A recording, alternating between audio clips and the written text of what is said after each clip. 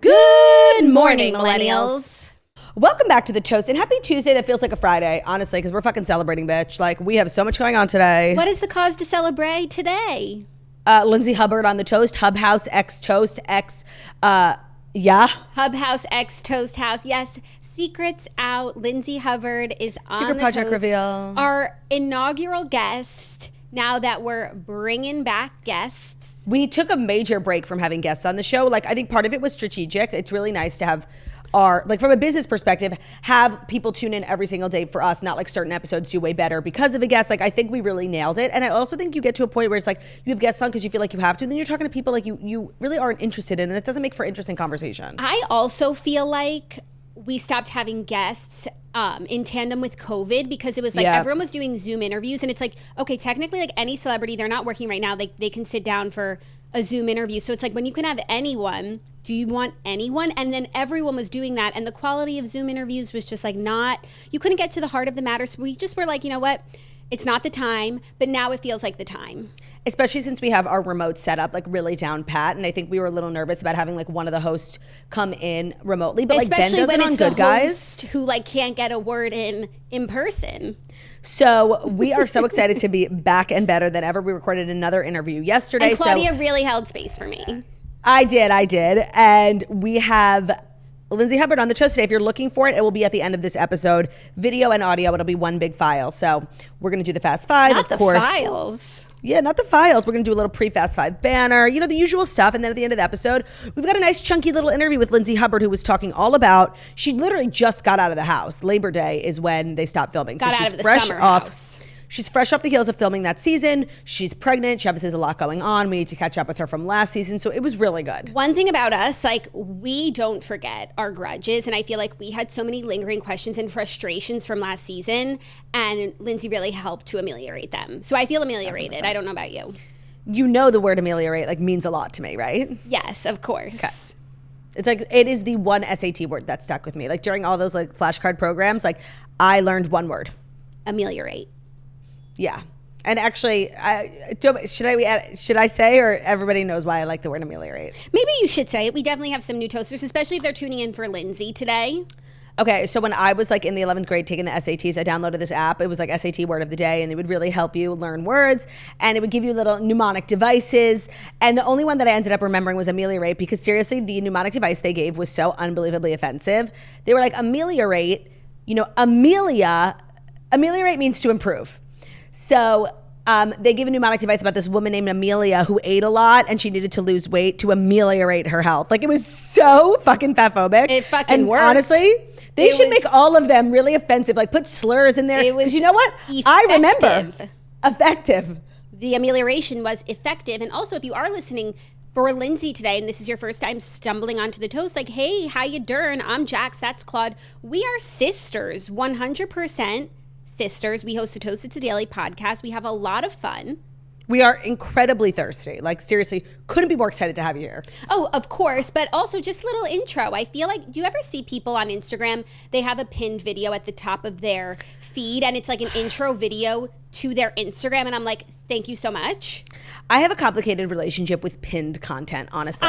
Okay, agreed. I don't like pinned content unless it is a trailer for your page and you are introducing me to you, how old you are, what you do for a living, how many kids you have, what I can expect to see on your channel. I don't even like it there. It's like, it's so great. I don't have to do like a year's worth of digging. I only think it's really necessary when someone's going crazy viral, like from a reality show. Like, oh, and you know what? Speaking of, you know who I unfollowed this morning? Like, my time is up. Who? Freddie from Love Is Blind UK. Like, wow, that was 2 minutes. No, like I'm a picture. still following people from The Bachelor from 10 years ago. I actually went. Me too, but they are premium content creators and they're girls. Like, no, it's hard for me to follow a straight man. I went to unfollow a straight man like from The Bachelor a million years ago yesterday, and I just like couldn't bring myself to do it.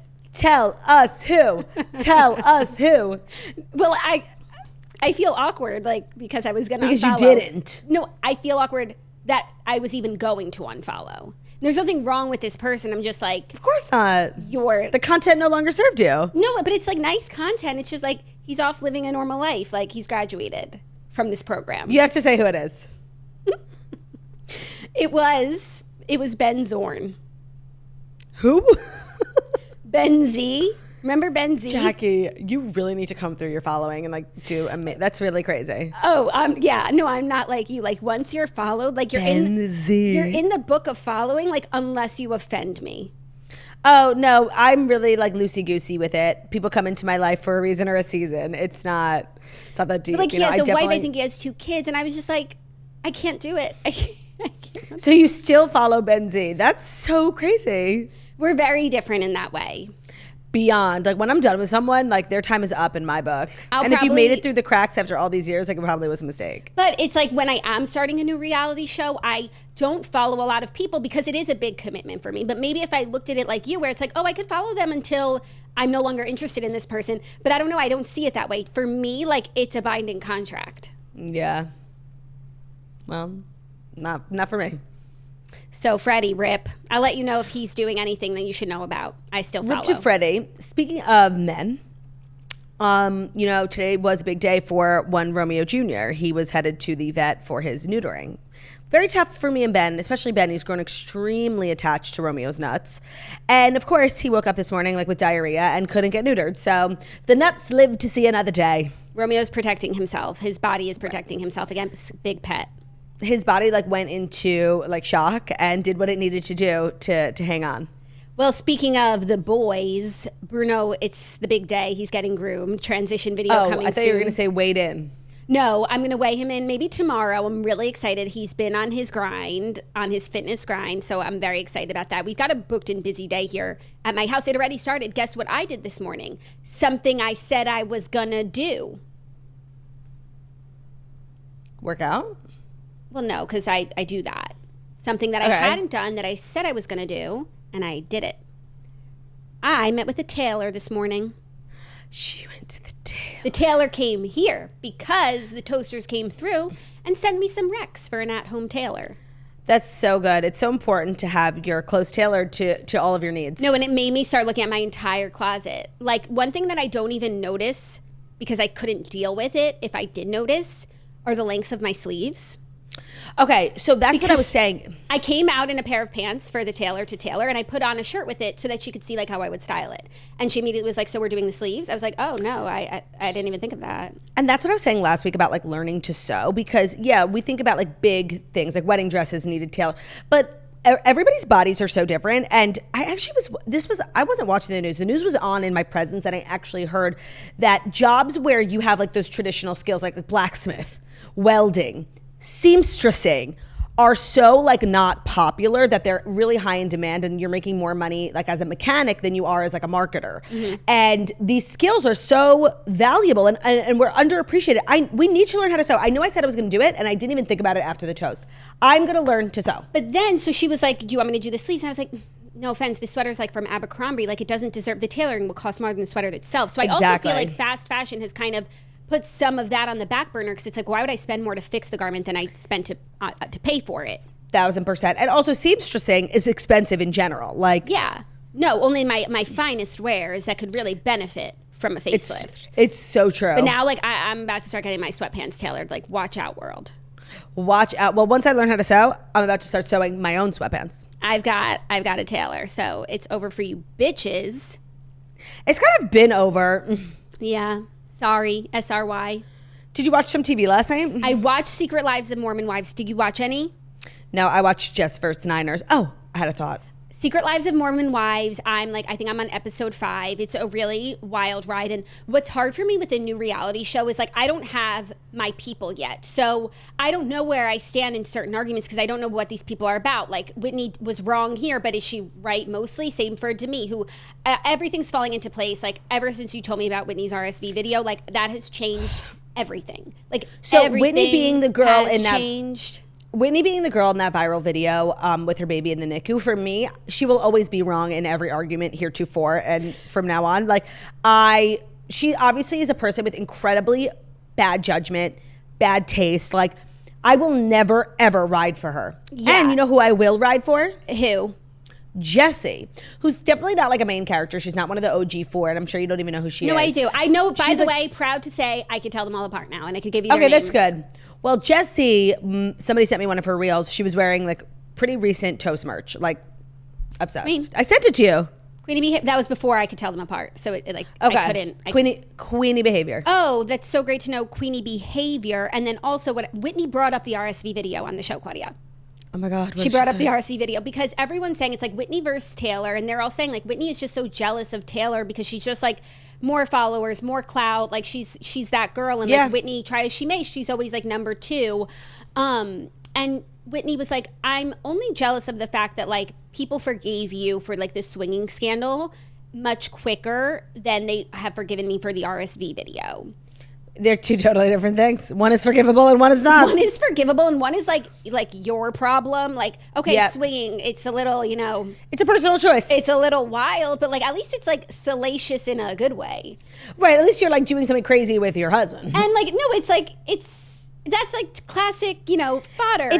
It's consensual. There's nothing wrong with it. It's just different strokes. I would never do it, but there's literally nothing wrong with it. Dancing through RSV with the baby in the hospital right beside you. If he had been in another room, even like it would have been. But to put the baby on, like it's because you, like the girl said, we're doing it for like sympathy likes and clout and to like grow your follower. That people would like think of you as this victim and like you just like victim too close to the sun. And it's so crazy. But then I was watching more of Whitney's content. She's a really good content creator. She goes viral a lot. Jackie's a fan. She's a really good dancer. Like her and her husband do those dances and like she crushes it. That's hilarious. So barring RSV video, like I could see how she like got a lot of followers. I do see that. Right. I was not able to watch because my 2 teams were playing each other, the Niners versus Jets. So there's not much to chat about. Jets versus Sharks. Not much to chat about. Obviously the Niners won, but Aaron Rodgers did play the whole game. He scored 19 points, which is like a lot, but the Niners are just better. So I was happy for everyone. But I was then like just watching football stuff. And have you heard about the Guardian caps? I have not heard about the Guardian caps. So they're a new thing being offered to players, totally optional, to just put over your helmet. It kind of is like the material, I feel, like of a do-rag, but it has like elastic. So it just like snaps onto the cap and it has these pads in it and it's meant to absorb a lot of like the contact when your head hits the ground. It's, of course, supposed to make playing safer and counteract CTE, obviously. 2 players have worn it, literally 2, and each of them are like making so much news. And I saw this video of like JJ Watt, and I'm never one to like, say anything negative about JJ Watt because he's a king, but like it was really lame. It was giving like paid endorser of the NFL. Because I guess if they admit that this is safer, then it's an admission of guilt that in the past they haven't been protecting the players from CTE, which we all know to be true, right? Yes. And JJ Watt is an official NFL correspondent, so he obviously has to be careful. So they made a TikTok. He's on CBS or whatever, and CBS was like, "What do you think about this first player?" I don't know what team he was on. I think it was the Green Bay Packers. Like, he's the first one being spotted wearing one. Like, what do you think? And JJ Watt was like, "Well, if it makes him feel safer, that's great. And I mean, I wouldn't wear it." First of all, if it makes you feel safer, no, it's facts. Like it makes it safer. Does it? I don't see how like a little cushion's gonna be more protective than the helmet. You have to see it. It looks like I can't explain it. Kind of like a turtle. Turt? Just if you look up a picture, you'll see. I could see it helping. And by the way, like why not? Literally, why not? If you're a player, why wouldn't you? Well, because they're making it like a losery badge. That's why. Yeah, like the other guys are like, listen, we're out here, like we're risking CTE. I heard Jason Kelce talk about it once where he was like, even if you told me going into it, like CTE is a risk, but like you will get to play like the game of a lifetime, make more money, like blah, blah. Like I would still sign up. I think a lot of players would still sign up, but the issue is like the NFL then has this liability if they do admit that it is a risk. The issue is that also a lot of the players who risk the most concussions, they're not Jason Kelce. They don't get $100 million contracts. They're like, they make a good living and they're not famous. Like they, the jobs where you like go head on, you're not the star, you're not the quarterback, you're not making the touchdowns. So you're not as famous as Jason. So yeah, Jason Kelce, if I knew, of course. But I do think at this point, like all football players know that CTE is a risk. Yes. And they sign up taking that risk on because they love the game, it pays well, and this is their chosen career. I don't think shame. If the NFL admitted it, it wouldn't even, I don't think it would change participation levels at all. It just puts liability on them.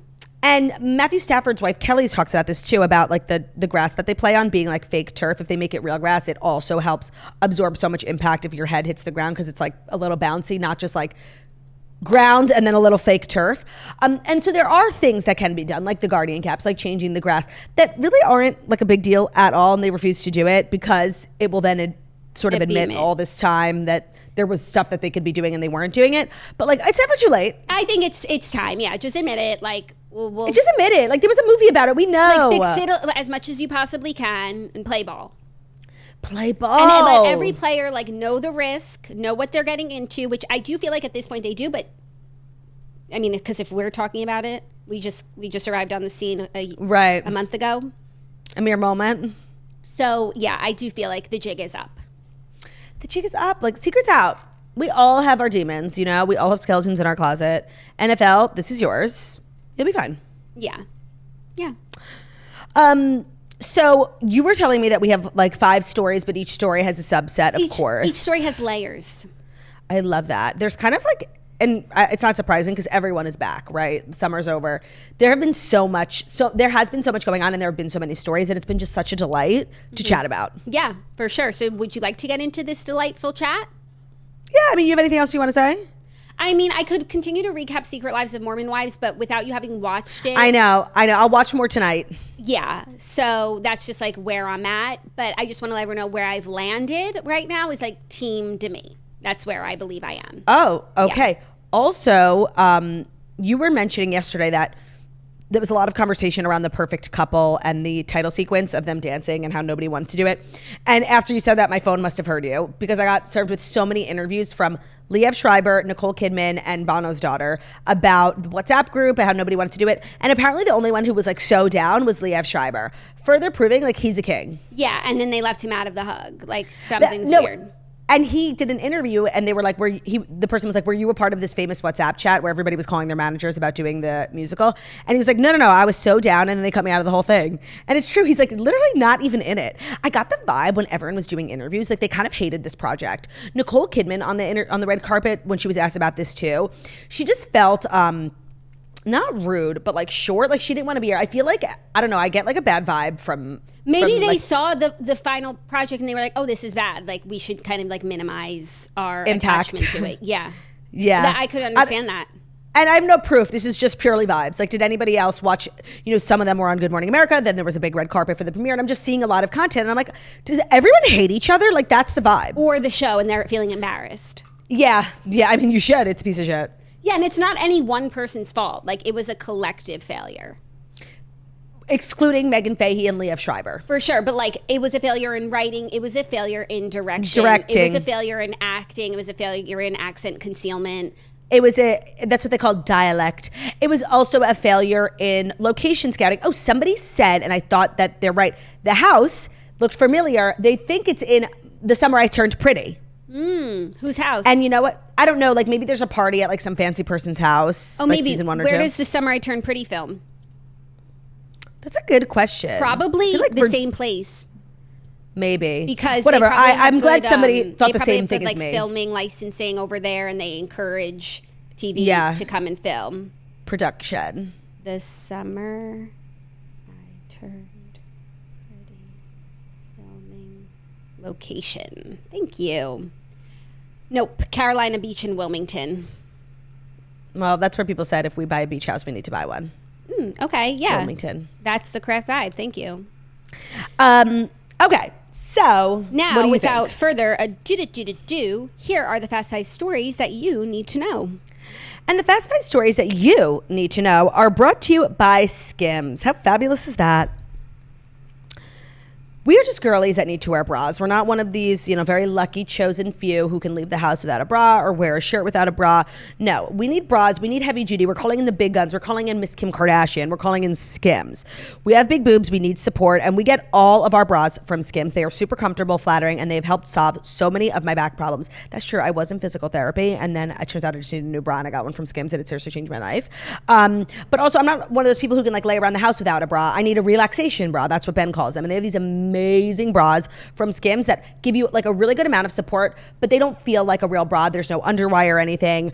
And seriously, they're so stretchy. It's my favorite thing ever. So The Fits Everybody t-shirt bra is a great everyday bra from Skims. It's the best bra that I've ever owned. My boobs look amazing. They keep the natural shape, and it's so nice to have a bra that doesn't have padding on padding. We've worn it, on crazy days, on slow days, and somehow you don't want to rip it off when you get home, and that really is proof of how good it is. You can shop Skims. I think another thing that people really love about Skims is how many sizes they have. So they are available in 62 sizes. That's 30A up to 46H.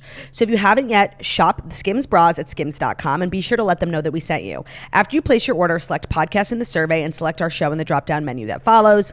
Again, that's sizes 30A to 46H. You'll be able to find something that works for you. Today's episode is also brought to you by Athena Club. This time of year, I feel like we all stop shaving our legs, right? It's hibernation season, especially you find that when you do shave your legs so much over the summer, you're getting like razor bumps and little rashes. And I have found that I'm still shaving my legs this year because I've had such a positive experience using Athena Club products. So I started using the Athena Club razor, and really I totally understand the hype now, and I don't find it to be such a chore to shave my legs. So you look forward to shaving. The razor is really great. It looks great in your shower too. It's not like ugly, and it's really gentle on your skin. It'll leave your legs moisturized, super smooth, bump free, and it's definitely going to become a year-round staple. And you'll find that you are like better maintaining your armpits, bikini line, wherever it is that you shave, because it's not such a chore and it's not leaving behind bumps. It's not making it like itchy. So they have thousands of 5-star reviews for the Athena Club razor. It's designed with built-in skin guards to help prevent razor burn while also being gentle on your curves. The razor blade is surrounded by water-activated serums with shea butter, hyaluronic acid, and it's really a holy grail for skincare. The best part is that the razor kit is only $10, and it comes with 2 blade heads, a magnetic hook for shower storage, and your choice of handle color. Plus, you'll never have to think about blade refills because you choose how often you want your replacement blades shipped to you for free, and you'll never be stuck with an overused blade longer than it should be used for. So show your skin that you care with the Athena Club Razor Kit. Sign up today and you'll get 30% off your first Razor Kit order. Just go to athenaclub.com. Use our promo code TOAST, T-O-A-S-T. That's Athena Club, ATHENACLUB.com. The promo code for 30% off is TOAST, T-O-A-S-T. Today's episode is also brought to you by Nordic Naturals. Late summer can be a stressful time of year with kids heading back to school and everyone in the whole family adjusting to new routines. Getting enough of the right nutrients can help you stay healthy during the busyness. Omega-3s are healthy fats that benefit physical and mental well-being, and unfortunately, up to 80% of Americans are not getting enough omega-3s in their diets. So a daily fish oil supplement is the most reliable source of omega-3s and can benefit brain and heart health, immune function, and much more. In fact, omega-3s influence the function of nearly every cell in your body, making them truly foundational nutrients. Nordic Naturals is known for their long-standing commitment to omega-3 quality, and they are the #1 selling fish oil brand in the United States.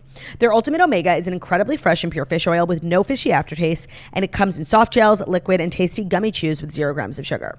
Ultimate Omega is also made to pair perfectly with non-fish oil supplements like the Nordic Naturals Women's Multivitamin Gummies. If you aren't taking a multivitamin, like seriously, it could not be easier, and it's fabulous. I happen to really like the one from Nordic Naturals. The tasty gummies help fill common nutritional gaps in women's diets with a mix of 12 essential vitamins. The women's multivitamin gummy also benefit your hair and skin health, your bone health, energy, immune system function, and more. So Nordic Naturals has supplements for the whole family. Visit www.nordic.com. Use our promo code TOAST for 20% off your next order of omega-3s, vitamins, and supplements. That's www.nordic.com. Our promo code is TOAST. These statements have not been evaluated by the Food and Drug Administration. This product is not intended to diagnose, treat, cure, or prevent any disease. Again, that's nordic.com, promo code TOAST for 20% off. Thank you, TURT. And welcome. Our first story, some royal news. Kate Middleton reveals she has finished chemo, says the last 9 months have been incredibly tough. So sure. Kate Middleton has finished her chemotherapy treatment, and she is sharing personal details about her journey since being diagnosed with cancer earlier this year. So yesterday, right after the toast, of course, like literally mere moments, she released an emotional video message filmed near her family's home in Norfolk last month. It features her husband and her 3 children. So it's notable for a number of reasons. She says, 1, as the summer comes to an end, I cannot tell you what a relief it is to finally have completed my chemotherapy treatment. The last 9 months have been incredibly tough for us as a family. Life, as you know, can change in an instant, and we have had to find a way to navigate the stormy waters and road unknown. The cancer journey is complex, scary, and unpredictable for everyone, especially those closest to you. With humility, it also brings you face to face with your own vulnerabilities in a way you have never considered before, and with that, a new perspective on everything. So in the video, she shares vignettes of her husband and her children, very, very cute and homey and affectionate, which we don't typically get from her and Will's. Yes, there was like kissing, there was like hand holding, there was, touchy. Yeah, which like for normal people is not a big deal at all. But like this might have been rated R. Yeah, for rated royals. R for them. But I guess it's like it's private moments, and like this is how they are, not in front of the camera, but private it was really cameras. cute. And it was really sweet. I feel like they really fed the people who have been looking for them.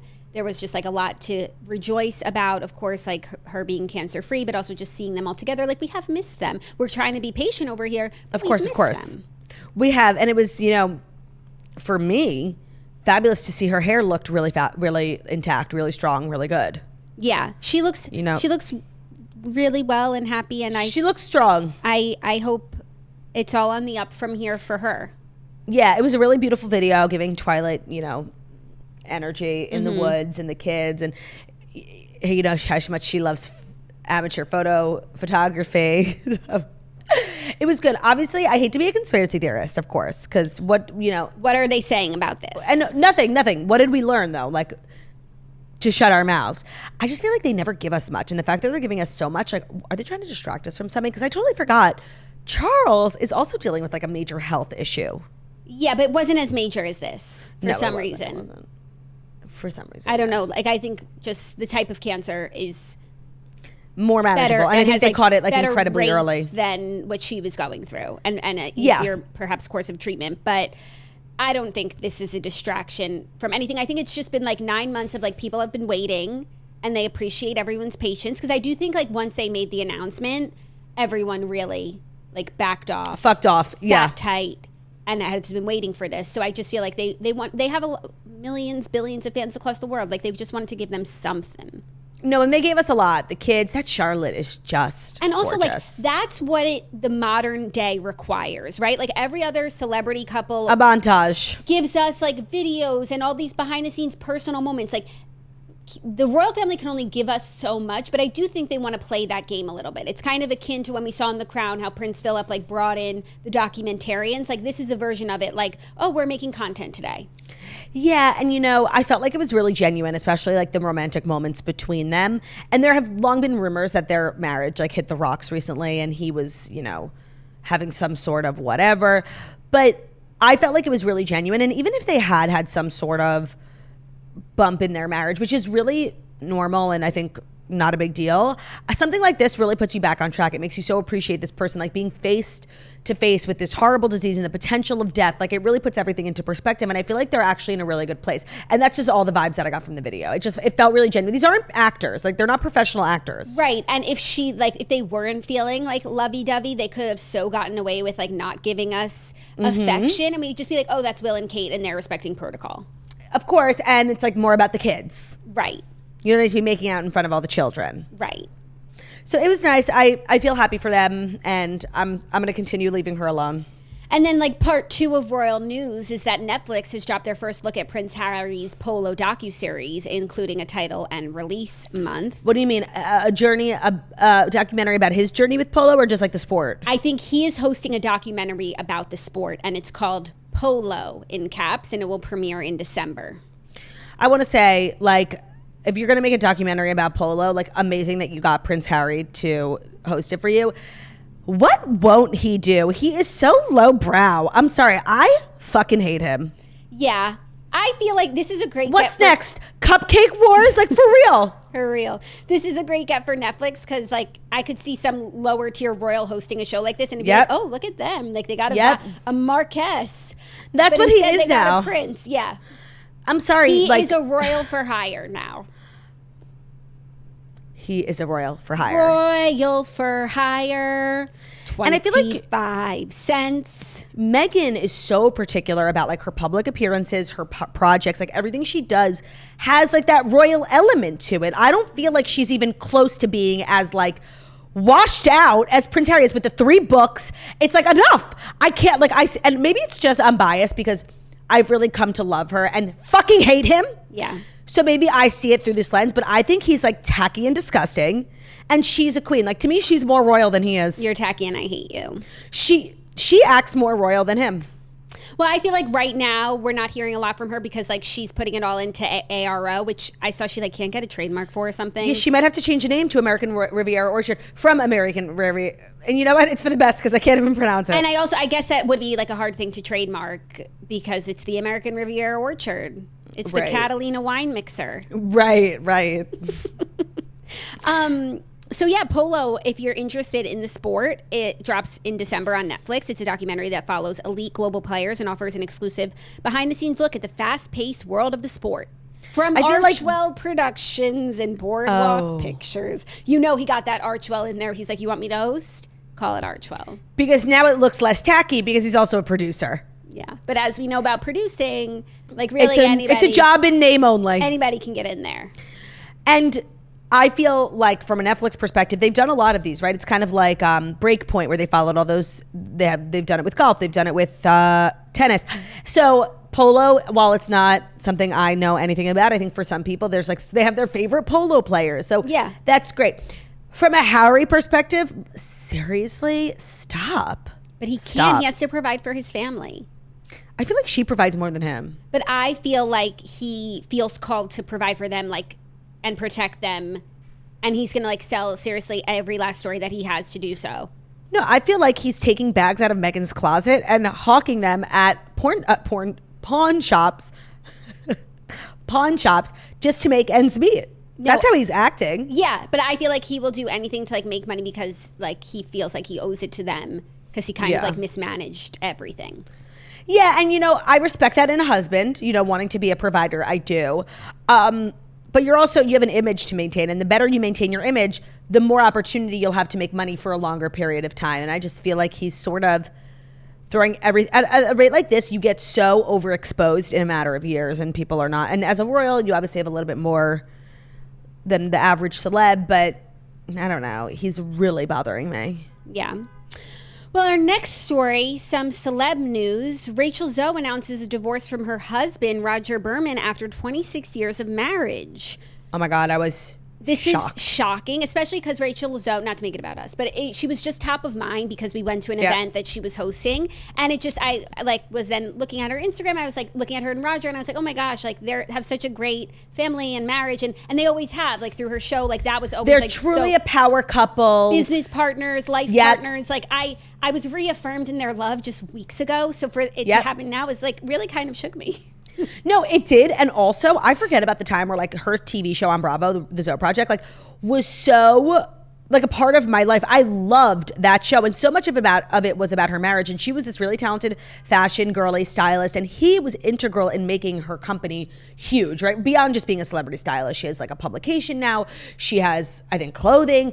He is like a businessman. And so it was really amazing to see two people who loved each other so much. They were always like poking fun at each other. They had a really fun marriage. Then they had kids. And I just like, this was, and great Jews, you know. Yeah. This is a loss for the community. This is a loss for the community. And so she put out a statement saying after 33 years together and 26 years married, Rodger and I have come to the mutual decision to end our marriage. We are incredibly proud of the loving family we have created and our countless memories together. Our number one priority has been and will always be our children. We are committed to co-parent our boys and to continue to work together within the many businesses we share.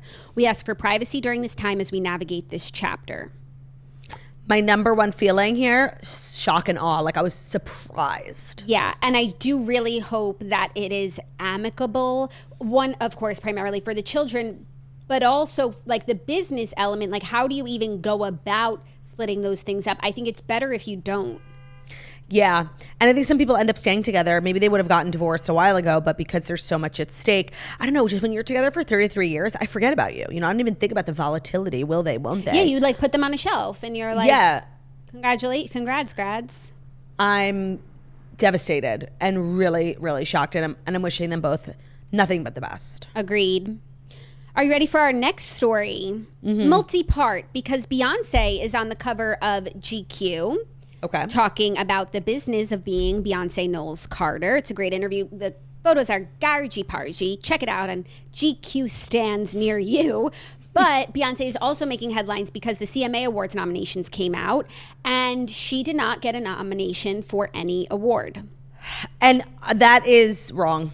Yeah. It's wrong. First of all, the album obviously music is subjective, but I think we can all agree, like, it was really a beautiful work of art. And I feel like she paid so much homage and so much respect to like the legacy of country music. And I think sometimes people like will release country music, and this happened with like Casey Musgraves, right? Like it was a country album, and then we listened to it and like it actually wasn't, you know? So I think there are even people within country who get nominated for stuff and their music is like kind of not even country, it's pop. I think for a lot of the girls, they like straddle between, and sometimes they make music that doesn't even sound country. So Beyonce sounded country.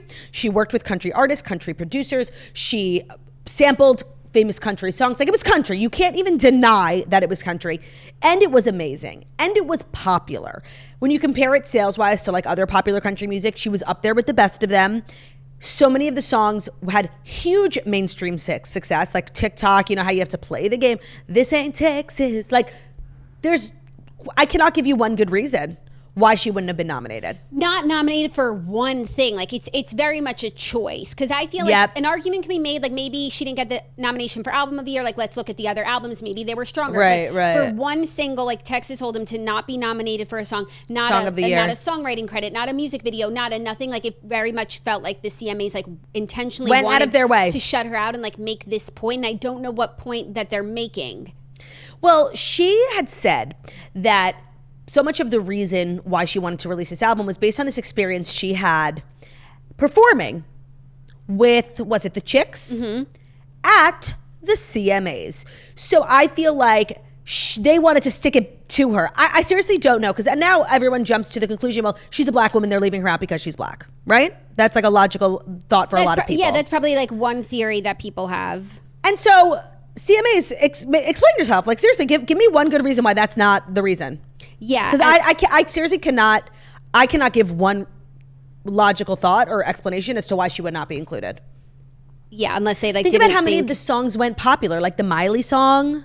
Really? Like, no, I mean, like, Texas Hold'em should have been nominated for a Single of the Year. Let's talk about what the Single of the Year nominations were. 16 Carriages. Like, so good. I'm sorry. And like some of these Singles of the Year, and I'm a big fan of country music, I don't know them. Hit me. So a bar song, Shabuzi, that will win. Well, for sure. That should be the winner. And I'll be upset if it's not the winner.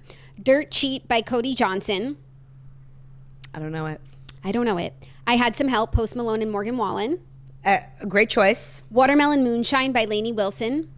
Okay, I know it. And you know what? Everyone's going to say I'm like a woman hater because I'm always saying this about Lainey Wilson, and I can't stress enough how big of a Lainey Wilson fan I am. But like, seriously, I could have given you 3 other Lainey Wilson songs that should have been better. That song is actually not good. And then White Horse by Chris Stapleton. I don't know it. There's space for Texas Hold'em. And then Song of the Year nominees, Burn It Down by 4 people that I don't know. I don't know. Dirt Cheap by Josh Phillips. Wait. Oh, wait, I'm sorry. This is, those are the songwriters. Yeah. Dirt Cheap was Cody Johnson. Cody Johnson, yeah. I Had Some Help, a bunch of people. The Painter. Never heard of it. And White Horse again. And I follow country music, and so even it's not like it was such a competitive year. Category she could have won in Musical Event of the Year. Yep, with Miley. Instead, Duo. we have Cowboys Cry 2, Kelsey Ballerini and Noah Kahan. I Had Some Help, Post Malone, Morgan Wallen. I Remember Everything, Zach Bryan, Casey Musgraves. Man Made a Bar, really Morgan Wallen, Eric Church. Ooh, I'm torn. That's a good category. And her and Miley should have been in there. You Look Like You Love Me, Ella Langley, Riley Green. So I like that song too. Yeah. They obviously went out of their way to just not include her in general, like act like she doesn't exist. Yes. And honestly, that just makes them look really lame. And to say like that, nothing that what she did was country.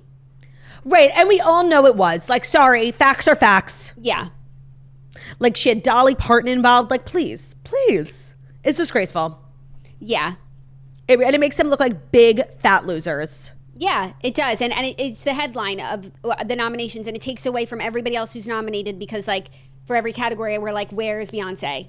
No, and honestly, like, this is the exact type of behavior we should be encouraging. Like, the biggest artist in the world randomly wants to make a country album, and you're going to act like she doesn't exist. Like, that makes you look lame. That keeps country small. Like, we're always saying how country should be more mainstream. It's literally, like, the best music ever. And then someone like Beyonce comes with her entire universe and her huge fandom and wants to join the party, and you're not welcoming?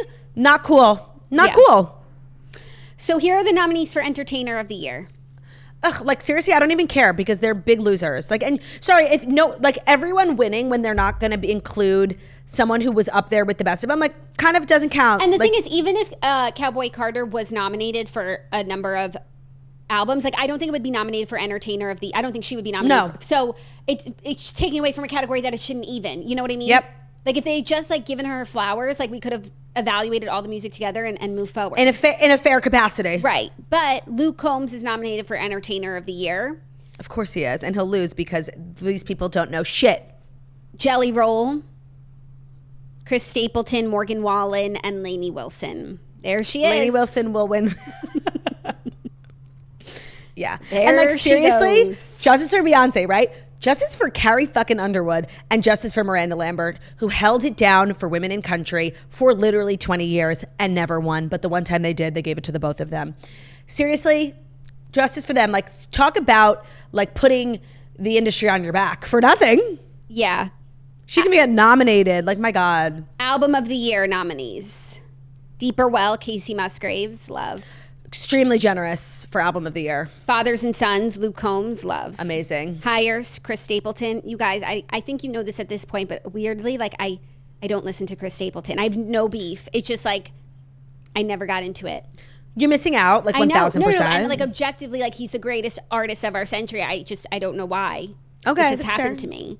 Yeah. Leather, Cody Johnson, and Whitsit Chapel, Jelly Roll. Not a stacked category, methinks. No. And I'm feeling like hatery today, so I could say a lot of things, but maybe I'll regret, so I'll just shut my mouth. But just like, seriously, do better. And like the thing is, it's not even stacked, but like somehow they're not going to give it to Luke. Of course. What but about, no, like sell out MetLife, not once once on an album? Was that this year? No, it wasn't. No, not Dangerous. The one after that was... What the hell is that called? But it's been around for a while. Wish I would have known. But it's been around for a while. Yeah. Female Vocalist of the Year. Kelsey. By the way, I do want to let you know, like, I'm at a place right now where I don't care.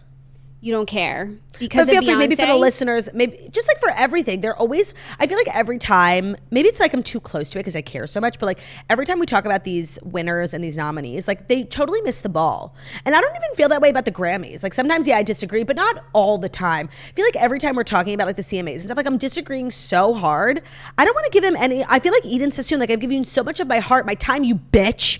Okay, then I'll just do New Artist of the Year and we can move on because my boy is nominated and he better Shaboose. fucking win. Shabuzi is nominated. Megan Maroney, if she won, I would understand as well. Yeah. But like, I'm sorry, Shabuzi is like doing things no one's nobody ever else done. is doing. Nate Smith, Mitch Snitchell Tenpenny, not a new artist. Thank you. Oh. Zach Top and Bailey Zimmerman. Well, it's the same thing with the Grammys. People always kind of freak out when someone who's like been doing this for a couple of years gets nominated. You can submit yourself for Best New Artist. I think in the Grammys, I don't know about the CMAs, 3 times. And if you're not nominated for anything else, like you're still technically a new artist. So someone who even like has had popular music for like 2-3 years can be a new artist. It's kind of weird. Do you think Sabrina would be a new artist? Yes. Sabrina, it always comes back to her. Well, Queenie. Are you ready for our next story? Mm-hmm. Because Shailene Woodley is hinting at the reason behind her Aaron Rodgers split in rare quotes about her broken heart.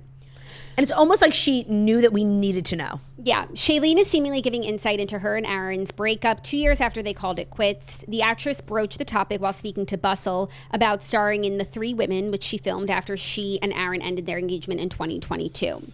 I don't know if I realized they were engaged. Yeah. While telling the outlet about her broken heart, which had, quote, healed and broken again, she admitted to falling in love over and over with unavailability. So that's a key word here. She explained, quote, I love easy. And also, like, this is Shailene speak, so we really have to read between lines because, like, she's not just being like, he's a prick, I hate him. You know? No, she's like kind of...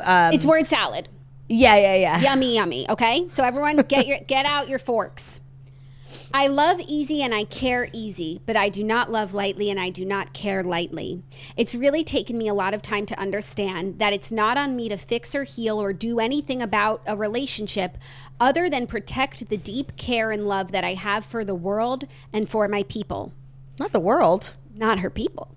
Ultimately, that has helped me walk away without the need to understand why certain things didn't play out the way I may have desired them to. She also noted that she is, quote, not interested in people who cross or disrespect her. Quote, I used to be a person who would continue to give, and now I respectfully go, thank you so much for that information. Have a beautiful life. I wish you well. Okay. Discuss. So I feel like I'm in English class. What did the poet mean? we're going to get into the transliteration of this haiku momentarily. I want to say something.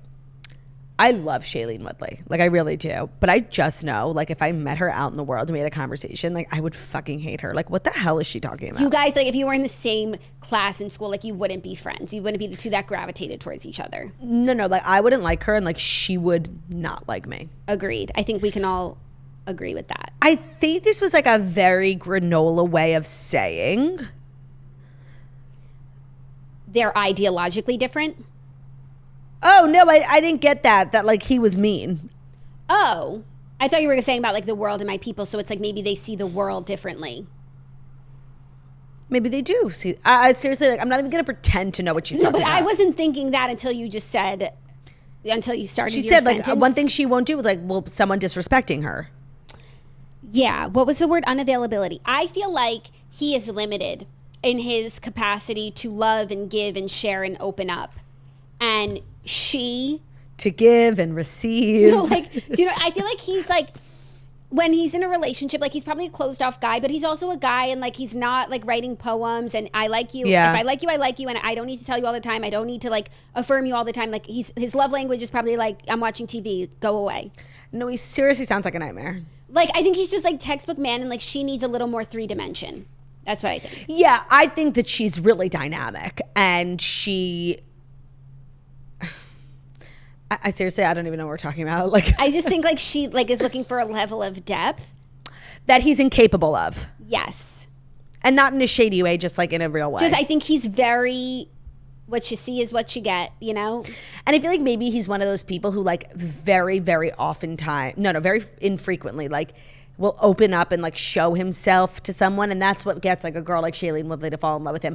But you don't get that openness ever, right? And when you do, it's, like, addicting, and then you're just kind of chasing that depth. And when she's a person who's so complex and so deep and so dynamic. Some people, like, need more, and they need to, like, be on that level a lot of the times, and other people, like, they can't operate. Honestly, like, it's draining to do so all the time. They don't function like that. They're capable of it, but, like, I'm not living my life every day opening up a vein. I'm just not. Honestly, I feel like we kind of nailed the translation. I think so, too. How did you guys translate it? Sound off in the comments. Yeah, are we, like, totally misreading the situation? Like, or do we she would know be it? like, how was your day? And he's like, good. And she wants more than that. Meanwhile, something major happened, and he just, like, doesn't feel like sharing it. Right. He's just, like, not in a sharing mood. But I think sharing is not optional in Shailene's Shailene Woodley. Shailene Woodley. There you go. It's as simple and as complicated as that. There you go. Are you ready for our fifth and final story? Oh my God, yeah. Oh wait, back to Beyonce. Sorry, something I wanted to talk about that you and I talked about offline are all these videos going viral of Beyonce attending her former assistant's wedding, which is just really cool of her, right? Like, I'm sure she gets invited to a lot of her former employees or current employees' weddings, but, you know, you have to be conscious about where you go. Also, you kind of make a circus, and it's hard for a really famous person to be at someone else's wedding because it automatically stops becoming about the bride. But I didn't even see that she was there. Like, I think she really did a good job of, like, staying low key. She brought Jay-Z and Blue. And then all these videos ended up going viral of her singing Love on Top. Well, not singing. The DJ played Love on Top. And she was, like, and she's dancing with the bride. So cute. So cute. And the bride, we actually know her. She went to camp with us. And my best friend Margot was at the wedding. And she was Okay, I didn't know any of this. You I, didn't like, tell me said that. to You were Jackie. like, did you see that Beyonce went to her former assistant's wedding? I'm like, yeah. And you know that Margot Lewin was there. And you know the bride. And she was in my division at camp. And she's a great gal. And she was Beyonce's assistant for 5 years. And they clearly had, like, a really sweet relationship. I want to say, I can't lie, I don't remember her from camp, but, you know, I don't remember. She's not I your don't division. She's 2 years older than you. So happy for her. Like, getting married is obviously huge, but having Beyonce at your wedding, like, there are people like that Indian family, they'll pay like $16 million. And Beyonce's over here going for free. You must be quite an assistant. She had a destination wedding, was in Nantucket. So, like, I don't Which is even more. So they had to, like, rent a house, like, get like, that's a lot. She must really love her. No, Beyonce looked so normal, like, at the wedding. She just looked like any other guest. I thought it was so sweet, and really Love on Top is the perfect, it's kind of underrated. I feel like certain songs become so weddingy that they become bad songs, like Perfect by Ed Sheeran. It's like it's actually a bad song now because you just think of weddings. But Love on Top is probably one of the best songs ever made. And it's the most perfect wedding song. I feel like they don't even play it at every wedding, and they should. But then it gets ruined, you know? Yeah. But there are some like classic wedding songs, like Uptown Funk, like will never be bad. Yeah, no, some songs are so good that even weddings can't destroy them, but good songs do get destroyed by weddings. Maybe they weren't good enough. Shout, it was on my no playlist. Right, like there are a couple of songs like that. Like kind of, but that one still slaps. That gets the people going. And these days, there's so many good like remixes of it. Yeah. There's a lot you can do with it. September. Well, our fifth and final story is a little gala news because the girlies were out for the Keurig Foundation Caring for Women event. They were out. Kim Kardashian, Lauren Sanchez, Katy Perry, and more all attended the gala. And headline news from the event, did you see this headline? Orlando Bloom. Of course. Was photographed with Katy and standing beside Kim. And he's like looking at Kim's tushy in the picture. Okay, the thing is you... With a smile.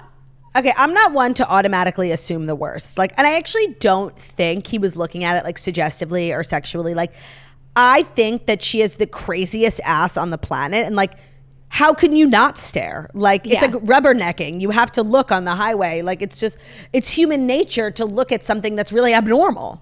Yeah, I don't think there's another way to interpret this photo. Like, was there a smiley face on the ground that said "say cheese"? Like, no, he was obviously looking at the ass. But I think a lot of people are like, oh, his wife is right there, and he's staring at another woman's ass, like in a sexy way. And I just want to say, I think if you saw Kim Kardashian, you would stare at her ass too. Like, one, it's like famous. Two, it's really crazy looking. It's not like any ass you've ever seen, and it's famous. It's historic. Yeah, but perhaps like not while people are taking pictures. It's not the time. But no, of course. But also, when you think about those cameras, they take like 45 photos. He probably looked for 1 second, and like one photo got of it. Like, it probably wasn't this like long, gross, creepy stare. It was probably like he probably looked down at the floor for 1 second. Like, I think that he's being treated unfairly.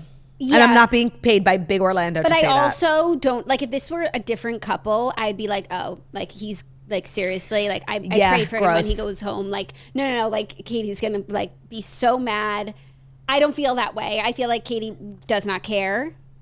Okay. And so isn't like giving him a tongue lashing when they go home. She probably saw this picture and was like, ha ha ha, yeah, Kim has a great butt.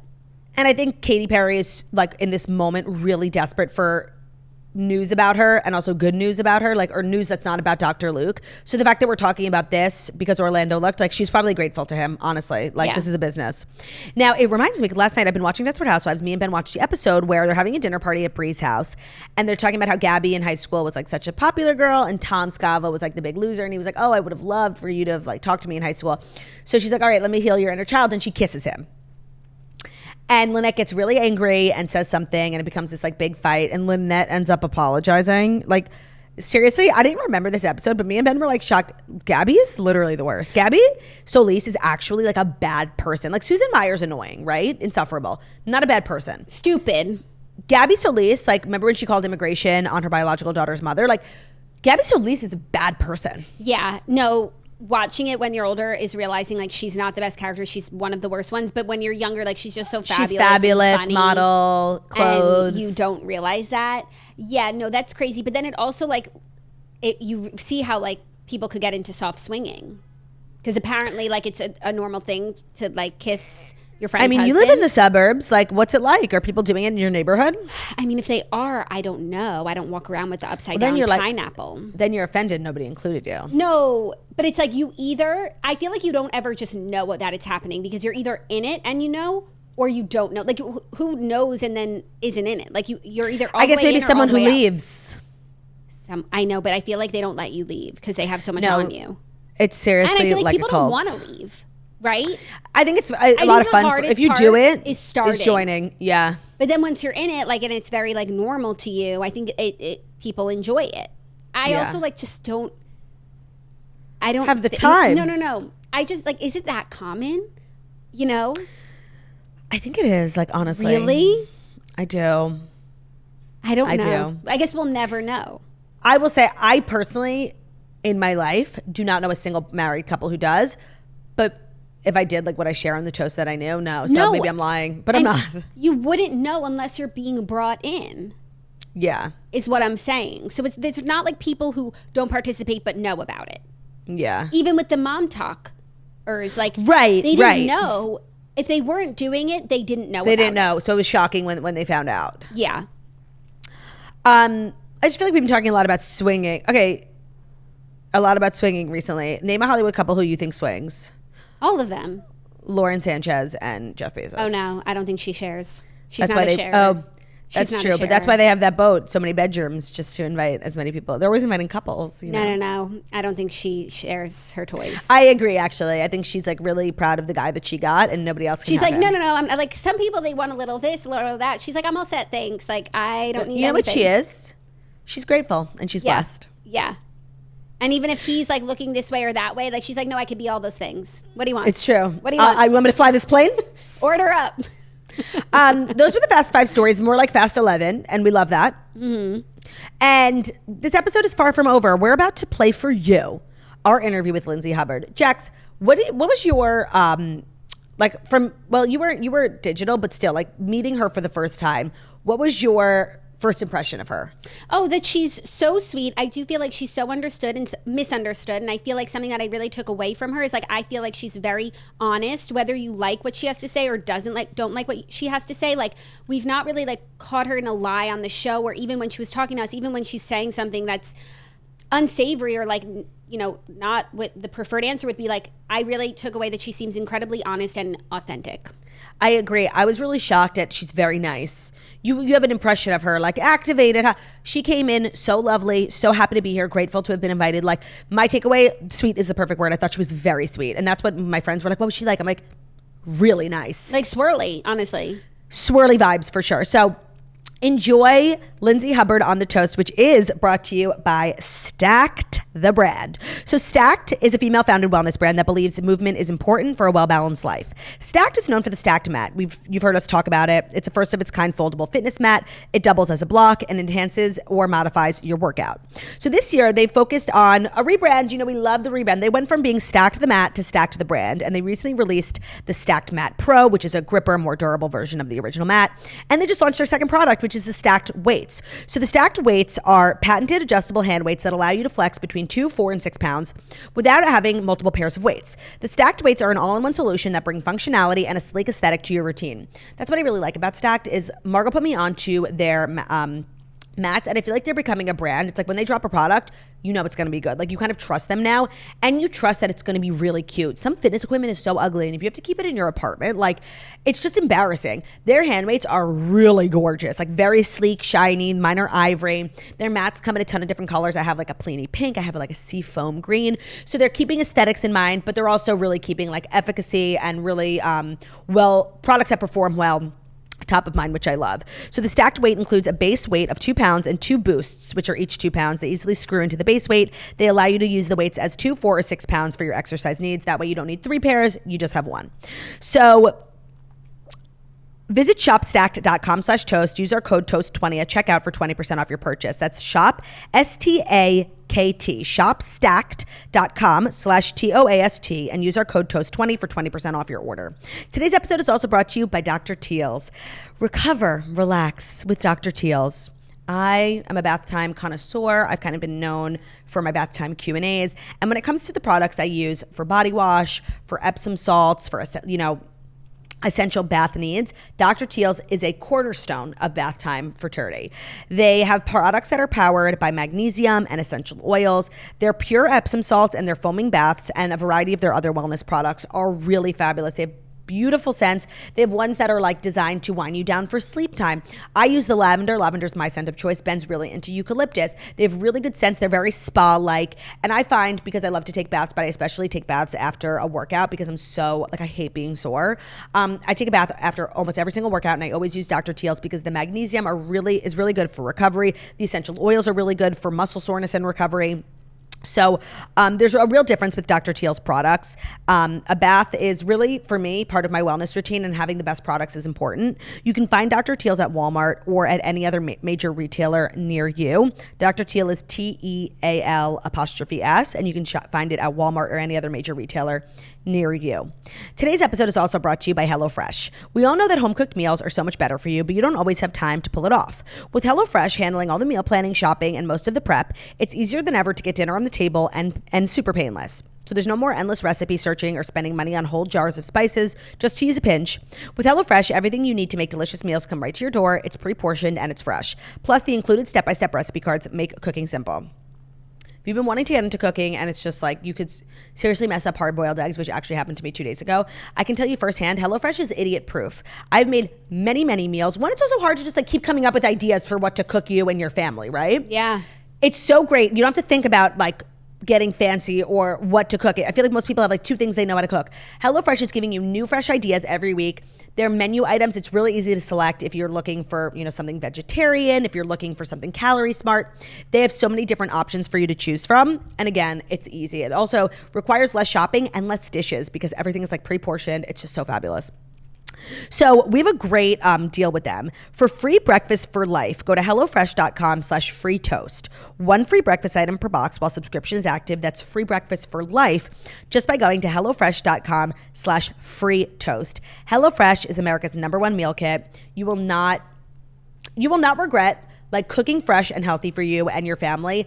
You'll find that it's also a lot easier than you think, and you'll also find that you save money and you're just like being a lot more economical, but also a lot healthier cooking at home. Stop ordering in. HelloFresh is America's #1 meal kit. And if you go to HelloFresh.com/free toast, you will get free breakfast for life at HelloFresh.com/free toast. All right. Enjoy Lindsay Hubbard on the toast. We are so excited and honored to have her here. So Lindsay Hubbard on the toast starts now. Welcome back to the Toast. We are so excited to be sitting down with not only someone who is so popular here at the Toast, we talk about her all the time, but we also haven't done a guest interview in literal months. So today we're just kind of breaking records with Lindsay Hubbard. Hello, Lindsay. Hi, I'm so excited to be here. I'm obsessed with you girls. We are so obsessed with you. You're our Queenie of the Week every week. I don't know how much you've like listened to the Toast in the last 6 months, but like our Lindsay Renaissance era is here. We're so happy for you. We're so happy to have you on the show and to bring back guests, starting with Lindsay Hubbard. Oh my gosh, no, there was so many times where I wanted to reach out and be like, I need to come on.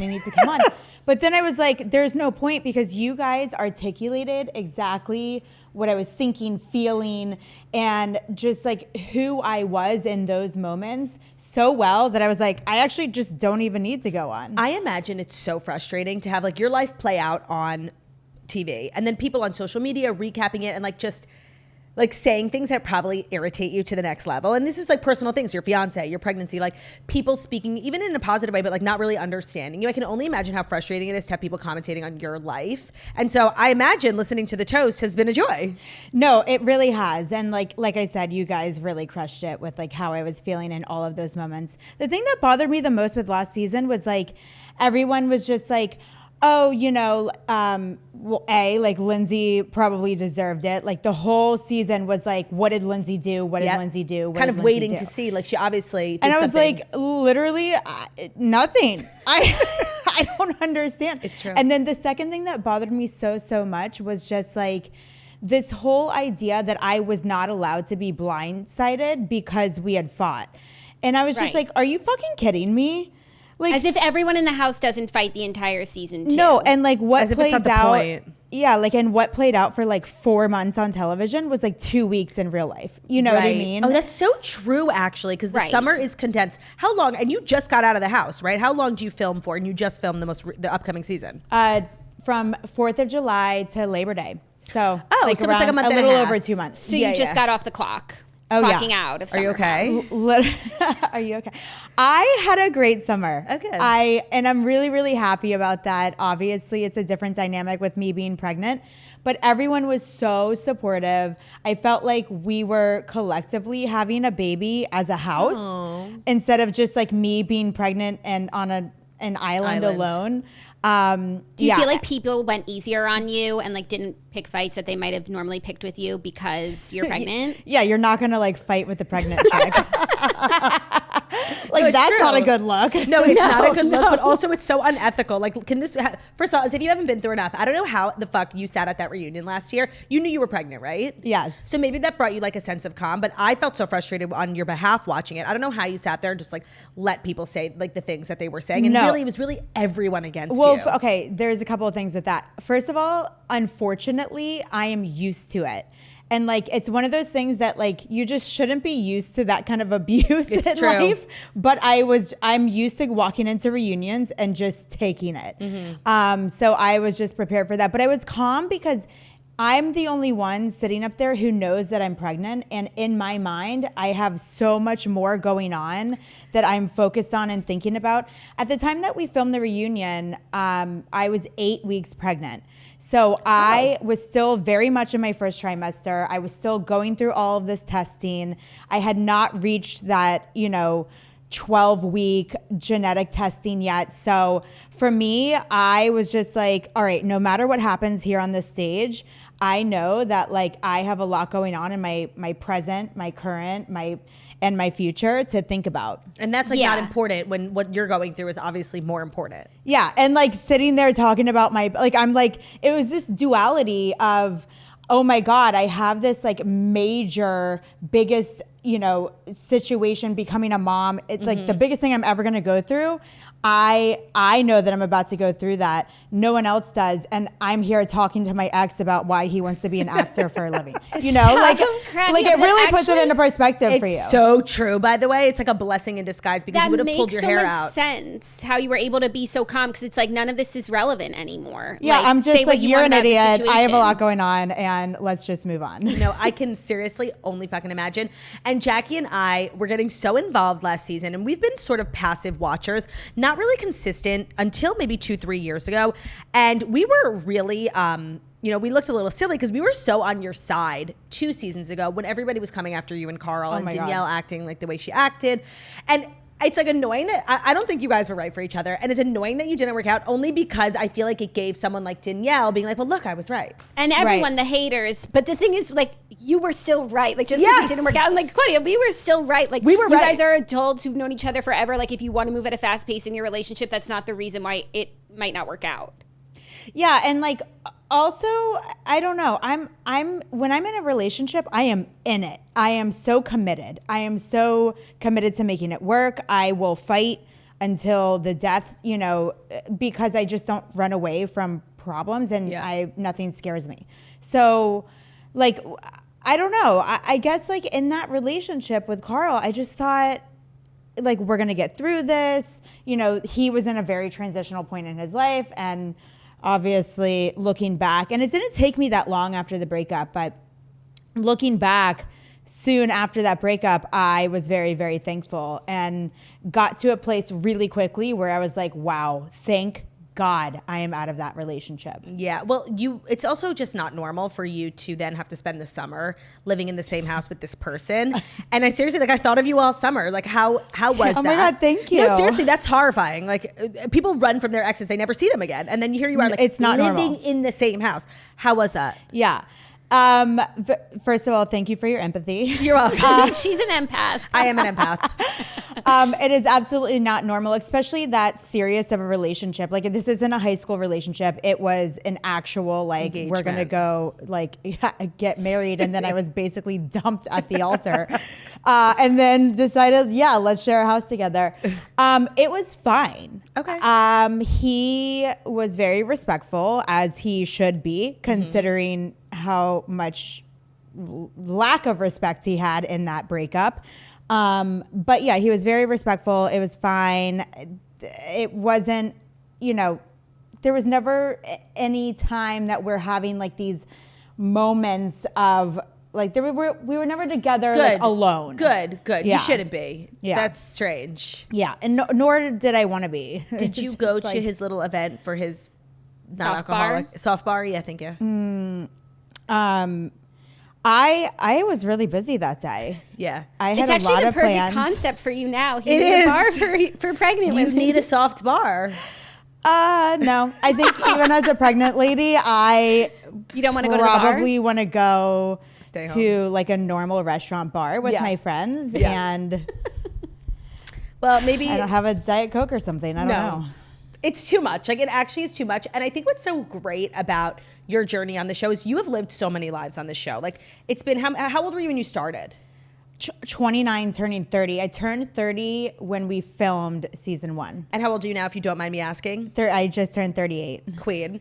That's a significant portion of your life. And I feel like we've seen you grow so much. And for us, I feel like I recently learned like how much people can change, because I feel like I changed so much about myself recently. And I love to see that in other people. And I felt like the person you were last season was so grown. You were so mature. It was shocking how somebody could be that patient and mature. And I felt so frustrated that you got so much flack when I thought you were acting so mature. Yeah, no. Where did I that was really growth come frustrated from? How too. did you do that? Well, the problem is like, first of all, therapy. Right, okay. A lot of consistent therapy every single week for years. Yeah. And finding the right therapist. But also, I think what's so frustrating is when people don't allow you to grow. And like they still are like, oh my God, Lindsay's like insane and she's a psycho and she gets activated and yells and screams. But like if you really, really pay attention, I did not get activated last season. I actually didn't get activated on season 7 either, when it was that big fight with Danielle all summer and the girls were coming after me. Like I never got activated, which probably doesn't make for great TV. Like I'm sure people are really like missing activated Lindsay. But you might see her I hope so. This coming has season. pregnancy like made you more emotional? They say like hormonal, but has it affected like how you react to things? Some people makes them calm, some people makes them enraged. I, for the most part, have had like a pretty calm pregnancy, very, very happy and giggly. But there are times when my hormones are raging through my body and I just cannot control it. Like yesterday, I've been dealing with this like health insurance and on the phone with them. And it's like a disaster, Nightmare. Especially if you're dealing with like individual health insurance in New York City. Mm-hmm. Oh my God. Yeah. I do not recommend it. Always get a husband who has a job and get on his insurance 1,000%. through their employer. Like it is a disaster. We're in a New similar York. boat. So I'm like, for the 17th time, I'm on the phone with, the New York State of Health trying to go through this whole thing. And I'm just like crying and texting my boyfriend. I'm having a rough day. I'm crying on the phone with insurance for like the 3rd time today. And he's like, oh no. Oh, I don't want to go home. And then sometimes I just like cannot stop crying and I don't know why. I feel like that's normal, no? And then there's other times where I'm just like irritable and I hate everyone. And I'm like, okay, Linz, like get it together. But me too, and You're I'm not even pregnant. I think that's just life. Yeah, that is life. People are annoying. Yeah. You and your man are also so cute. I feel like we know nothing about him, and I love that for you. There's nothing like more attractive than a man with no social media. An anonymous businessman Beau. What's Beau. his role on the show this season? Anything? Yeah. He's a pretty private person. Good. So I talk about him a lot and I talk about our relationship. It is an interesting dynamic. It's new for me. Mm-hmm. I'm a very, very public person and grew to learn how to be very public over the last 8 seasons of Summer House. And he's in just a different world, comes from a medical background, is a doctor, doesn't practice, but is in biotech. And, they're just like Dr. and Mrs. Hubbard. I love that. Something I wanted to talk about that I just am now putting together. This was our first season filming without Danielle, which I know has been like complicated for you. I think at the end of last season, you guys left it like fine. How was the first season without her, and how is she doing? She's around. Yeah. She's like friend of. I don't know what label what they'll call it. They'll put on her, but she's been around this summer, just not as much. Okay. Okay, so like much ado about nothing. They made it like a whole thing with the statement and everything. I think she just needed a break. Yeah. Obviously, this is a pretty intense filming schedule, especially over summer, and we don't really get many breaks. Like we literally like film the reunion, the rest of the season airs, the reunion airs, and then 2 weeks later we're back to filming, and there's just no chill with our schedule and filming and airing. And I think she just wanted to focus on her company that she's the CEO of. And and just like wanted a break. And honestly, like I was a little jealous. I was Yeah. like, oh, how was your free summer? Did you travel? Right. Did you enjoy yourself? And Yeah. but she was still present. Like we will see her. Yes, Okay. exactly. And so when do you film the reunion? We typically film it in like April, May. Oh, so you have a nice little Last some year time we off. filmed it in May. It aired mid-June and we started July 4th. Wow. That's a lot. Yeah, so it's like there literally is no chill, especially because when you're watching the show, it brings up all of these emotions and feelings from the past. Like you really cannot get You can't move over. Yeah, you can't move on for an entire year. Right, but do you That's so feel like at the end of toxic. the summer, like the summer ends in a peaceful manner, but then you have to get back into everything, and then it makes like all the tensions higher going into the house again for the following summer? Exactly. That's pretty smart on production. Like you're revving everyone up again. Yeah. Well, I mean, we're one of the only shows that's like pretty consistent with our timing of our filming Every year. You know, like you can't film Summer House any other time other than the summertime. Right. But any other show, whether it's Vanderpump or Southern Charm or Housewives, you can kind of Hop like around. fluctuate between the months. Yeah. Yeah. I think that like you coming out of this whole saga with Carl pregnant is like the most beautiful thing. I think so many people have followed your journey for many years and really saw themselves in your story, like just wanting this fairy tale ending and it not working out in the way that you had expected it to. And the fact that you got to this place where how many weeks pregnant are you? I am just about 28 weeks. So I'm Wow. like, It's so amazing. Home stretch. on the cusp of my third trimester. I'm about to be in my third trimester and it's insane. No, it's insane. And I think it's such a perfect way for that saga to have ended. And we're so happy for you. And I think the viewers who have known you and watched you for so long feel the same way. And we just want to know, like, is pregnancy everything you thought it would be? Like, how are you doing? I've been really lucky and blessed to have an easy pregnancy. I don't know how yours was, Jackie, but One yeah, easy, one hard. I wasn't nauseous. I haven't been sick. That's great. You know, obviously I've had some like weird things, like my back was breaking out at one point, but Like with not my acne? face. And I was like, this is Honestly, strange. better your back than your face. My lips were like so chapped and cracked and I could not get them. funny. You know, there was just like little random stuff, but I can't really complain because it's just overall been so easy. The only, which I kind of needed, to be honest with you, is like an easy pregnancy, especially in that first trimester, because the rumors were swirling so much. It was so disheartening for me. Like I was really emotional and like upset. Yeah. Just that, like, you know, I had all these media outlets and you guys were very respectful. So thank you for that. I just wanna remember you say- guys saying, if it's true, I hope it is, because I'm really happy for her. And like not and to you make guys left everything it about at us. that. I had heard it like 3 months before, but I didn't say anything. Yeah. No, and I appreciate that, because what was crazy is that like a lot of people didn't respect it. Yeah. And, you know, as females and as women, I would have expected more from our, you know, female community, especially for those who have had the experience of pregnancy. But you have to keep in mind, I feel like, like you're talking about someone really specifically. oh, I'm just, okay. Oh, well, I would like, are you talking about someone specifically? there are a couple of people that are on my list. Oh, damn. But who are you thinking of? I wasn't thinking of anyone, but you were like describing, you were like a woman who has been through pregnancy. I Well, was it's just like some of these, you know, like media outlets Yeah. and some of these reporters and some of these, you know, like Bravo fan accounts. Yeah. Like, it's just like, I didn't understand why they're talking about something when I'm not ready to talk about it. Like, Yeah. I had to get through that first trimester. I had to get Yep. through all of the Yeah. testing and the genetic screening.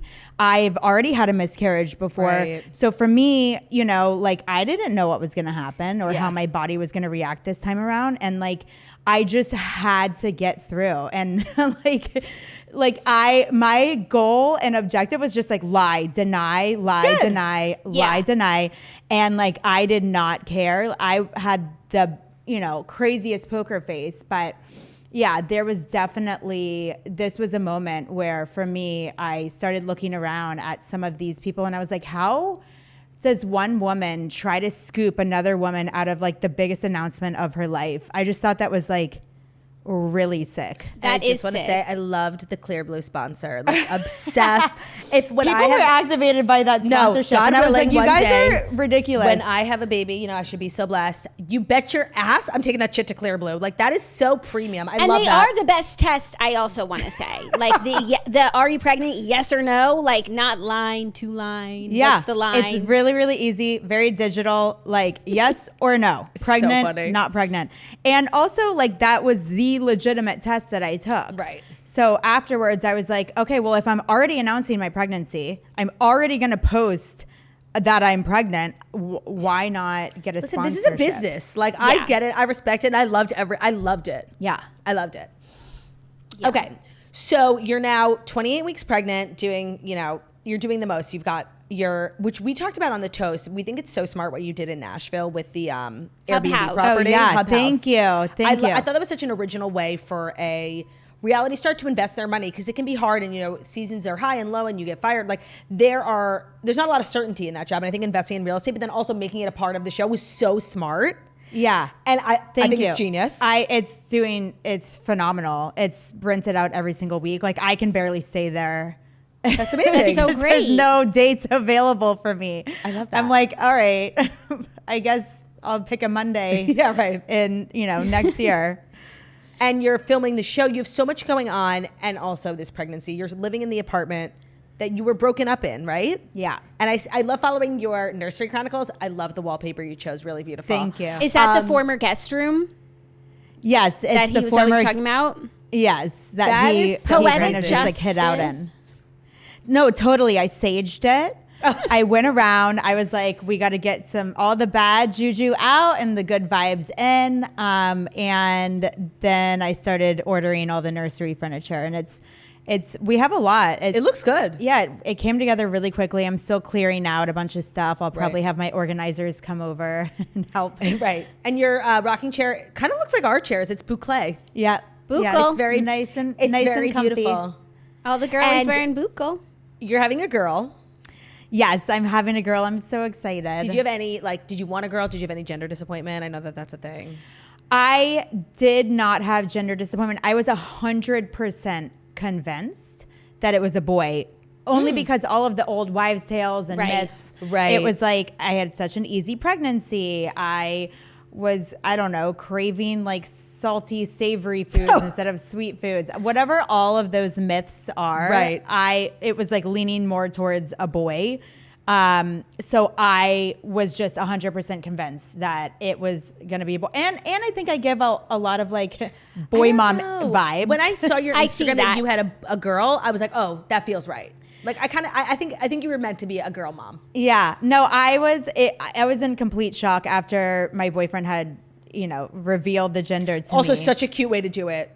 It's very competitive. You want to have like a cute gender reveal, not too much, not too little, not too fireworks, set off fire in the Oh my backyard. God, no. I thought it was Yeah. so cute, so chic too. I loved it. Yeah, and well, again, that was at a time like we found the gender out when we found out the genetic screening results and having a healthy baby and healthy pregnancy. And I told him, like, look, I have had a hard time grasping onto things that are exciting about this pregnancy because I'm so busy fighting off the media and podcasters and everyone true. around me. Not the podcasters. So I was like, do you want to find out the gender? And he's like, yes. And I was like, great. Why don't you find it out and reveal it to me in a cute way?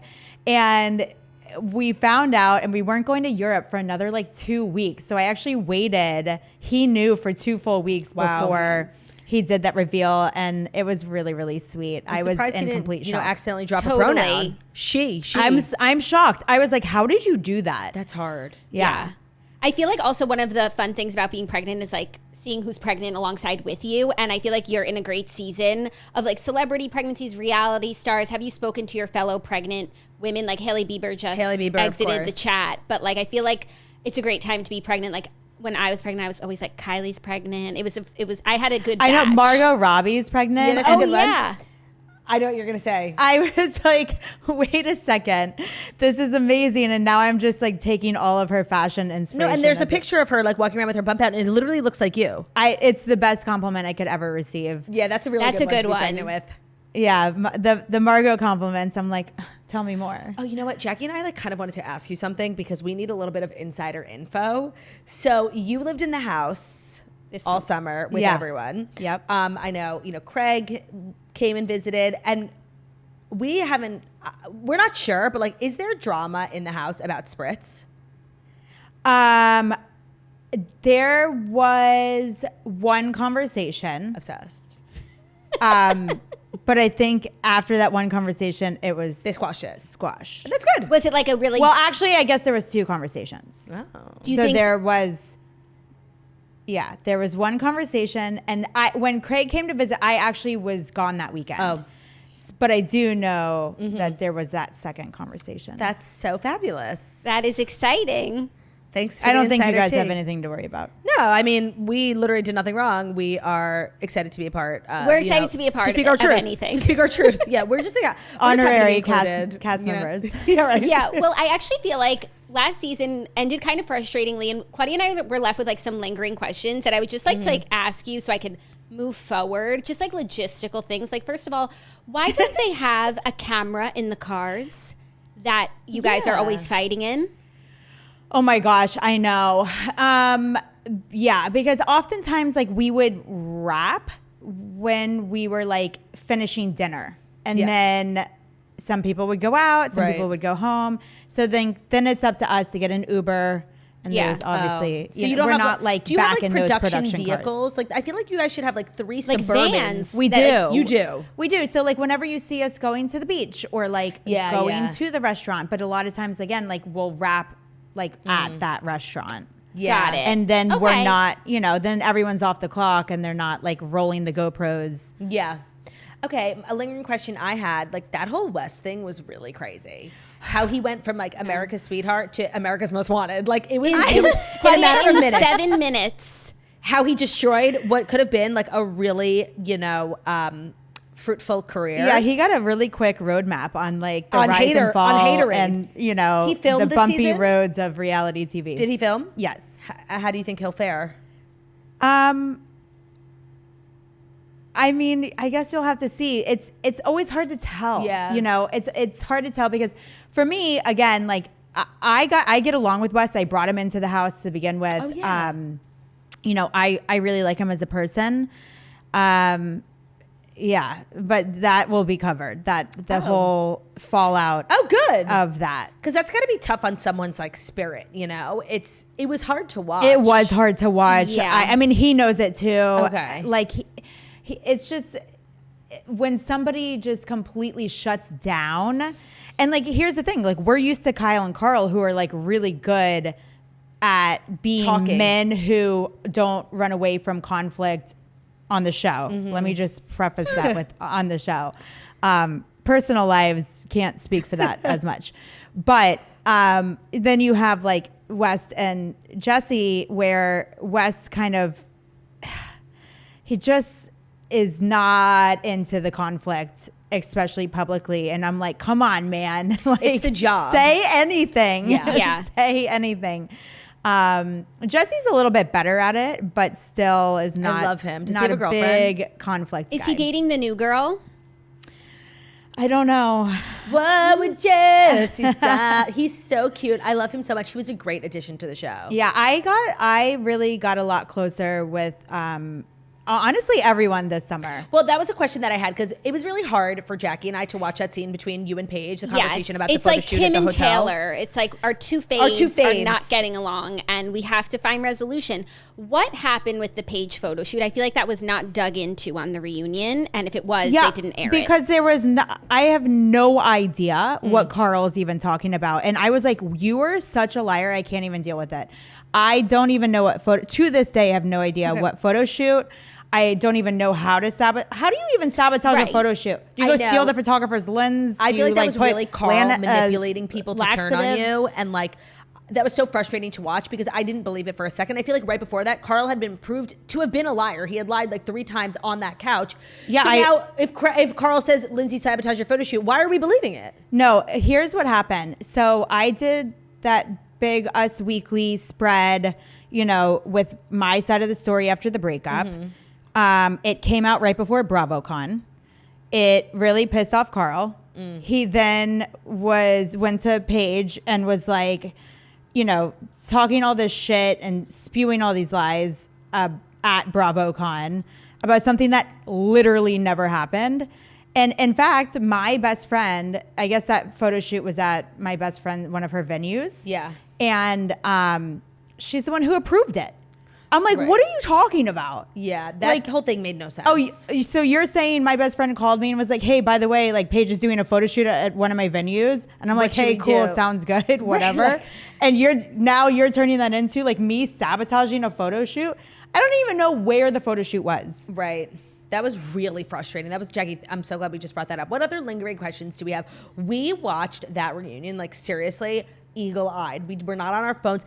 It was so impressive how you handled yourself, because I've never been in that situation, but when I have a conversation with like a friend, I'll start crying. Like it's so scary. And for you to have taken on all those people at once, like Danielle, and that still lingering story about, oh, that's what was so crazy. Thank you. I'm so glad I just reminded myself. You guys are so funny. You were blamed for that Craig thing, Elite Daily, that Craig was kicked out of Kyle and Amanda's wedding. Somebody leaked that story, and for years, people have said it was you. For years. Did you didn't know it was Danielle, but Danielle admitted it on the reunion that it was. No, I knew. Oh, you did. But you didn't I throw her under did. the I bus. knew for years. You told Paige it was Danielle in the kitchen. Yes, but I had been blamed for years for it. And you just like took it. You were like, it wasn't me, but okay. At the reunion before the season 7 reunion, that came up, that topic about, and Paige was like, you leaked this story. And I was like, no, I didn't. And I was waiting for Danielle to say anything. And she didn't. And like that's the thing is like all these people are like, you threw Danielle under the bus. I'm like, no. In fact, I took the blame. She threw you under the bus for years. That was for years, and I had taken the blame for it, and I was so annoyed that everyone was like, you threw your friend under the bus. I was like, no, I was just tired of taking the blame for something I didn't do. You got out from under the bus yourself. And I wanted to clear my name. That was far and away her worst moment, and really like a bad look, and I do think that it left a bad taste in a lot of people's mouths, especially people who had rode for her last season with the, you're moving too fast, the engagement party shenanigans with that really kind of crazy behavior. No, yeah, that was frustrating, but we're good. Me and Danielle are, water under the bridge or bus, whatever. Right. Is there anyone you're like really not on good terms with right now? I guess we'll have to wait and see. It always happens this way. You think you have a great summer, and then people start doing press and interviews, and we go in for confessionals, and you're like, what? Yeah. So have you filmed all the confessionals for this upcoming season or no? No. When did you film them? We filmed them for like the rest of the year, like all the way through until like April. Oh, yeah. Oh, they really put you to work. Last season? No, legitimately. I remember last year, my first confessional was 3 weeks after the breakup. And I walked in crying. I couldn't even get through the confessional. I was crying. We couldn't get my makeup on. It was just terrible. Imagine sitting in that chair after that. Yeah. And then reliving and having to talk about how you can't wait to marry your best friend. And then you're like, but 3 weeks ago, he just broke my heart. So that's such a trip. But yeah, I mean, this year, I don't know. I've been kind of in this really giggly, happy place, and like really funny. Oh, like I don't know what it is about this pregnancy. This baby is just making me like quick. That's like so quick funny. on my feet, which is weird because the other side of my brain is like dumb as fuck. Like brain fog. I like have pregnancy brain on half of my brain, and then the other side is really quick. That is so funny. Well, that makes you good look TV. Beautiful.